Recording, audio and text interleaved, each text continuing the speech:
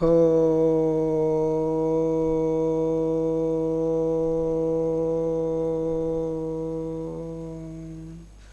హో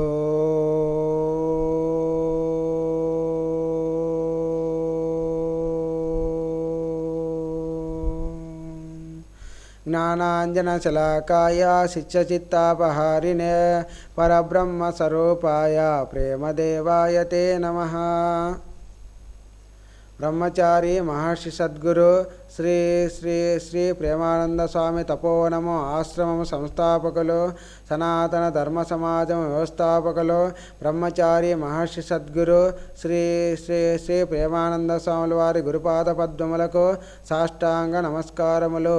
వైశాఖ పురాణము 7వ అధ్యాయము. విద్యాధరుని తండ్రి పిశాచ రూపము పొందుట. సుతకీర్తి రాజ్యమునకు వచ్చిన మునిపుంగవుడైన విద్యాధరుని, స్వామి, మీరు సకల శాస్త్ర కోవిదులు, అమిత తపోశక్తి సంపన్నులు అయితే వైశాఖ మాస ధర్మములు చేయనిచో, పుణ్యచరిత్ర విననిచో ఏమి జరుగునో తెలుసుకోవాలని ఉంది అంటూ ప్రాధేయపడ్డాడు. విద్యాధరుడు చిరునవ్వు నవ్వి ఇట్లు చెప్పుసాగాడు. ఓ సుతకీర్తి మహారాజా, నీవు కోరినది కడు సమంజసముగానున్నది. పుణ్యాత్ముల చరిత్రలు చదివినను విన్నను పలు విషయములు భక్తిభావములు తెలియను. యుక్తాయుక్త విచక్షణ జ్ఞానం అబ్బును. భగవంతునికి ఇష్టమైన వ్రతములు పూజలు మున్నగునవి తెలియను. లోకజ్ఞానము వచ్చును. పుణ్యాత్ముల కథలు చరిత్రలు వినుట ప్రతి మానవుని ధర్మము. ఎందుకంటే మానవ జీవితం ఎప్పుడు అంతమవుతుందో ఎవరికెరుక. బతికినన్నాళ్ళు నాది నాది అని గర్వముతో మెలుగుతూ స్వార్థ చింతననే అలవర్చుకుంటాడు గాని పరమార్థమైన భగవంతుని యందు కొంచెము కూడా దృష్టి నిలుపడు. జీవితంలో సాధించినవన్నీ తన గొప్పలి అనుకుంటాడు. గర్విష్టి అయి చేయరాని పనులు చేసి పాపమును ప్రోగు చేసుకుంటాడు. మరణాంతరము భగవంతుడు పాపపుణ్య విచక్షణ మున్నగునవే తెలుస్తాయి. అట్లుగాక ముందే వీటిని గురించి తెలుసుకొనియుంటే సత్పురుషుడవగలడు. సత్కార్యములు చేసి పుణ్యమును సంపాదించి ఆనక సుఖపడగలడు. నరక కూపమందు పడకుండా స్వర్గలోకమునకు పోవలయునని తప్పక దైవభక్తి, ధర్మకార్యములు, దాన ధర్మాలు, క్రతువులు, వ్రతముల మీద భగవంతుని ఎడ భక్తిభావము అవసరము. అవి అన్నీయు పుణ్యాత్ముల చరిత్రలు వినుట వల్లనో చదువుట వల్లనో పురాణ శ్రవణము వల్లనో దాన జపము వల్లనో మాత్రమే సాధ్యమగునని తెలుసుకొనవలెను. ప్రతి మనిషి ప్రతి కార్యమును తరువాత చేయవచ్చును లేయని వాయిదా వేయకూడదు. ఆ రోజు జవసత్వములు ఉడిగిపోవును కానీ పటిష్టకం కావుగాదు. ఒక్కరోజు గడిస్తే చాలు మనం మృత్యువుకు దగ్గర అవుతున్నామని భావించాలి. ఆ మృత్యు భయం పోవాలంటే శక్తి సామర్థ్యములు ఉన్నంత వరకు భగవంతుని ప్రార్థించుట మన ఆవశ్య కర్తవ్యము. వృద్ధాప్యం వచ్చిన తర్వాత చేయాలనుకున్నా మనం ఏమీ చేయలేము. అదియునుగాక ఈ జీవితం క్షణభంగురమని గ్రహించవలెను. మన జీవితానికి స్థిరం లేదు. ఎప్పుడు పోతామో ఎవరికీ తెలియదు. ఉదయ స్పందన ఆగిపోవటం వల్లనో మరే నాగరిక జబ్బు వల్లనో ఎప్పుడంతం అవుతామో ఎవరికీ తెలియదు. కావున ప్రతి మనిషి అరిషడ్వర్గములకు లోనుగాక అంటే కామ, క్రోధ, లోభ, మోహ, మద మాస్తర్యాలు బతికి ఉన్నంతకాలము భగవంతుని చింతనతో ఉండుట మంచిది. అదే జీవుని సుఖింపజేస్తుంది. అంతేకాని నాస్తికుల వలె భగవంతుడు లేడు, మృత్యువు, యముడు, స్వర్గలోక నరలోకాలనే లేవని తలంచకూడదు. భగవంతుని భజించటంలో భక్తులు నష్టపోయేదేమీ లేదు కదా. పైగా మానసిక ప్రశాంతిని పొందగలరు. మిక్కిలి భక్తి తత్పరుడవైనచో పుణ్యచరితుడవు కాగలవు. కావున ప్రతి మనిషి భక్తి తత్పరతను అలవర్చుకోవాలి. జనన మరణాల గురించి, భవసాగరమును దాటించు తరుణోపాయమును గురించి విపులంగా వివరిస్తాను వినుము. ఇంతకుముందే చెప్పినట్లు సూర్యుడు మేషరాశిలో ప్రవేశించు ఈ వైశాఖ మాసం అత్యంత పుణ్యప్రదమైన కాలము. ఈ వైశాఖ మాసమందు శ్రీమన్నారాయణుడు తన పరివారముతో అనగా భార్య అయిన లక్ష్మీదేవితోనూ తదితర దేవగణములతోనూ లోకములను పర్యవేక్షించుచుండును. ఎవరైతే ఈ వైశాఖ మాస గ్రీష్మకాలమును తట్టుకొని దాన ధర్మాలైన జలదానము, అన్నదానము, ఛత్ర చామరాది దానములు, తలగడతో సహా శయ్యాదానము, బెల్లం పానకము ఇత్యాది దానములను చేయును వారి ఇంట కొలువై ఇండువారికి అష్టైశ్వర్యమును ప్రసాదించునని శాస్త్ర ఉవాచ. అయితే అర్హులైన బ్రాహ్మణ పండితోత్తములకు సత్పురుషులకు మాత్రమే చేయవలెను. అట్టి దాతలకు మాత్రమే భగవంతుడు సకలైశ్వర్యమును ప్రసాదించును, అతని వంశాభివృద్ధికి తోడ్పడును. అంటియే గాని ధూర్తులను, దూషణలు చేయువారిని, నాస్తికులను, పిసినారులను ఎంత మాత్రము క్షమింపడు.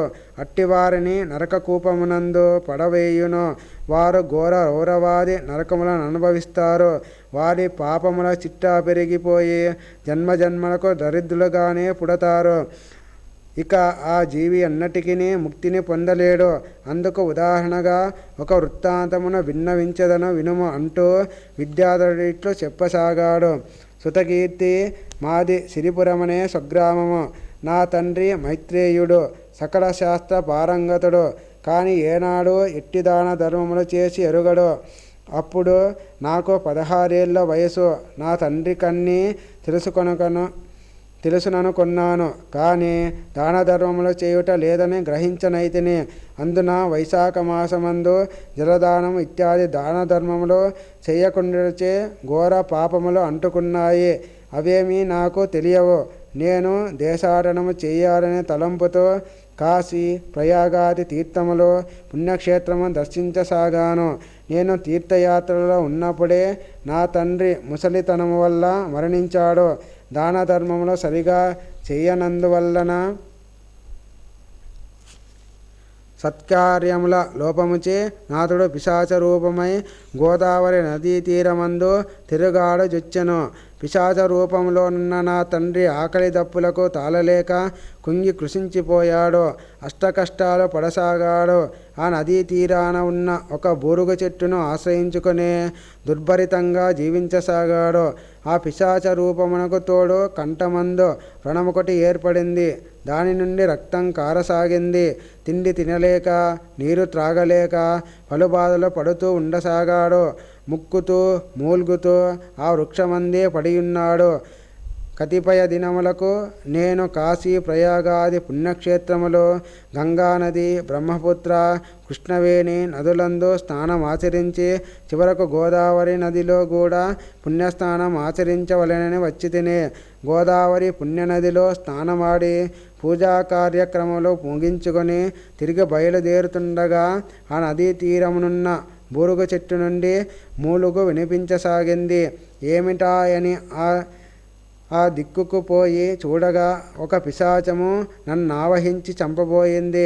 అంతటా నేను నా తపోశక్తి సంపన్నచే దానిని వదిలించుకొని శిక్షింపదలచితిని. కానీ ఎందుకో అది నన్ను ఆవహించుట తోడనే నాలో ఎక్కడలేని ప్రేమానురాగాలు పుట్టుకొచ్చాయి. ఒక్కసారి నేను తదేక దృష్టితో చూడగా అతడు నా తండ్రి అని తెలిసింది. నా తపశ్శక్తికి ఆ పిశాచము భయపడిపోయింది. బిక్కుబిక్కుమంటూ వేలగా చూడసాగింది. అంతటా నేను, ఓ భయంకర పిశాచమా, భయపడకు, నా తపశ్శక్తిచే నన్ను పీడించజాలవైతివి. నీవెవరు? నీవిట్టుండుటకు గల కారణమేమి? నీ ఈ దీనస్థితి ఏమిటి అని అడిగితిని. నేనే ఆ పిశాచ కుమారుడనని గ్రహించలేకపోయింది. అది మనుష్య భాషలో, ఓ ఈ బాటసారి, నేని పురమందు నివసించే మైత్రేయుడనే సద్బ్రాహ్మణుడను. వేదాంగములు పఠించి తిని అనేక దాన ధర్మములు చేసి తిని నాకొక కుమారుడు కూడా కలడు. వాడిప్పుడు కాశీ, ప్రయాగాది పుణ్యతీర్థయాత్రలు చేయుచున్నాడు. 16 వత్సరములు ప్రాయమందే అతడు అనుజ్ఞ పొంది యాత్రలకై వెళ్ళాడు. నేను ఎన్ని దానములు చేస్తేనేమి? శ్రీమన్నారాయణకి ఇష్టముగో వైశాఖ మాసమందు ఆకలి కొన్నవానికి అన్నము, దప్పిక కొన్నవానికి జలదానము చేయలేకపోతిని. శ్రీహరినెప్పుడూ సవ్యంగా సేవించలేదు. ఎండాకాలమందు జలదానము, అన్నదానము, గొడుగు, విసనకర్ర, శయ్యాదానము ఇత్యాది గ్రీష్మోపశయన మహాదానములు చేసి ఉండకపోటచే నాకీ పిశాచ రూపము దాపురించింది. శ్రీమన్నారాయణుని భక్తితో కొలవలేదు గనుకనే నాకీ దుస్థితి వచ్చింది. పైగా రోగమొకటి దాపురించింది. కంఠమందు వ్రణమై తిండికి నీటికి కూడా నోచుకొనకపోతిని. ఏనాడో చేసిన పాపాలు నన్నిప్పుడు బాధించుతున్నాయి. కావున నాయందు దయ ఉంచి సహాయము చెయ్యండి. మా ఇంటికి పోయి నా కుమారునితో, ఓయి నీ తండ్రి వైశాఖ మాసందు నిర్వర్తించవలసిన దాన ధర్మములు సత్కర్మలు చేయకపోవడచే పిశాచి అయి తిరుగాడుచున్నాడు. ఏనాడు జలదానాది కృత్యమును సలుపలేదు. అందుచే మిక్కిలి వెదనందుచున్నాడు. కావున నీవు వైశాఖ మాసమందు నదీ స్నానము చేసి విష్ణుమూర్తికి పూజలు చేసి ఆయనకిష్టముగా నైవేద్యములను పెట్టి ఒక సద్బ్రాహ్మణునికి వైశాఖ మాస దానములు నిమ్ము, అన్నదానము చెయ్యమనుము. దానివల్ల పిశాచ రూపములోనున్న నీ తండ్రికి మేలు జరుగుతుంది అని చెప్పుము. పిశాచ రూపములోనున్న నా తండ్రి మాటలను విని నాకు దుఃఖం పెళ్ళుబికి వచ్చింది. కన్నీటి దారలతో పిశాచ రూపములోనున్న నా తండ్రి పాదములను కడిగి తిని అతనికి నమస్కరించి తిని వెంటనే ఆ పిశాచము, ఓయి నీవెవ్వరవు, ఎందులకు ఏడ్చుచుంటివి అని అమాయకముగా అడిగిన తండ్రికి, తండ్రి నేనే నీ కుమారుడను, విద్యాధరుడను. నన్నిట్లో పిశాచ రూపంలో చూచుటకు నేనెంత దురదృష్టవంతుడిని. నా తపశక్తిచే దైవికముగా నిచటకు వచ్చి మిమ్ములను గుర్తించి తిని మీకు పిశాచ రూపము కలుగుటకు నాకు అత్యంత ఆశ్చర్యము కలిగినది. మీ ఈ పిశాచ రూపము పోవలనన్నా నేనేమి చేయవలెను? తండ్రి కోర్కె తీర్చుటే తనయుని కర్తవ్యము గదా. శీఘ్రమే సెలవిండు. తక్షణమే ఆ విధిని నిర్వర్తించి మీ పిశాచ రూపమును తొలగించెదను అని ప్రార్థించాను. వెంటనే నా తండ్రి, కుమారా, నీవు శీఘ్రమే తీర్థస్నానం ఆచరించి మన పురమునకు పోయి వైశాఖ మాస కాలమందు అనగా సూర్యుడు మేషరాశిలో ఉండగా శ్రీమన్నారాయణుని మనసారా భక్తి శ్రద్ధలతో పూజించి ధూప దీప నైవేద్యాదులిడి వైశాఖ మాస దానముగు జలదానము, తిలదానము, అన్నదానము, గొడుగు, విసనకర్ర, పాదరక్షలు, హయ్యాదానాదులతో సద్బ్రాహ్మణులను సంతృప్తులను గావించుము. బెల్లం పానకమును దాహాతులకు దానమిమ్ము. పెరుగును నైవేద్యముగా పెట్టుము. పంచభక్ష పరమాన్నాదులతోనూ తాంబూలాదులతోనూ సత్పురుషులకు సద్బ్రాహ్మణులకు దానములిమ్ము. నీ వట్లు చేసినచో నన్ని పిశాచ రూపము నుండి తొలగింపవచ్చును. నన్ను నా పితృదేవతలను కర్మల నుండి విముక్తి చేసిన వాడవదువు అని చెప్పగా నేనట్లే చేసి నా తండ్రి పిశాచ రూపంను తొలగించుకొంటిని.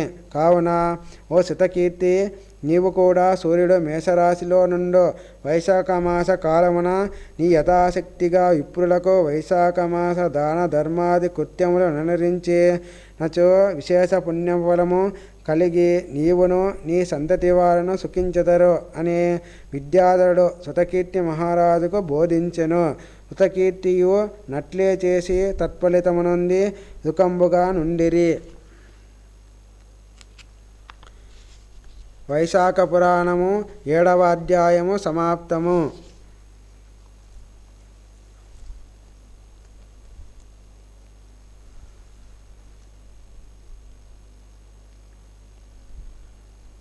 ఓ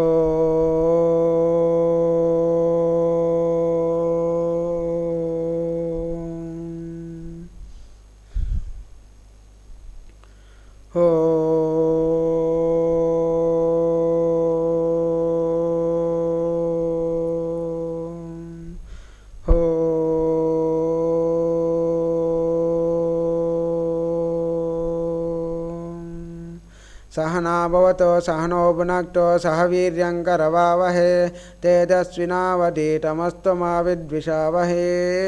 ओम शांति शांति शांति।